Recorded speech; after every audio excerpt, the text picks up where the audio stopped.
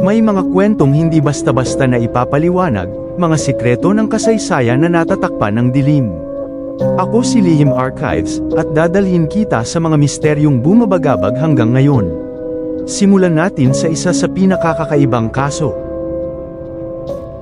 Noong Pasko ng 1945, nasunog ang bahay ng Sutter family, pero ang mas nakakakilabot, ang 5 bata biglang nawala. Gabi ng December 24, nagliyab ang kanilang bahay sa West Virginia. Nakaligtas ang magulang at 4 na anak, pero sina Maurice, Martha, Louis, Jenny, at Betty hindi na nakita. Walang natagpo ang bangkay sa abo. Walang katawan, walang bakas. May mga nakakita raw ng isang lalaki na naninilip sa bahay bago ang sunog. At may nagsabi ring nakita ang mga bata, buhay, ilang linggo matapos ang trahedya.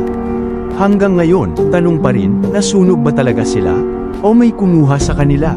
Ang Sutter Children Disappearance, isa sa pinakatumatak na misteryo ng Amerika. Anong tingin mo sa kwento na ito? Ay comment mo sa ibaba, at huwag kalimutang i-like at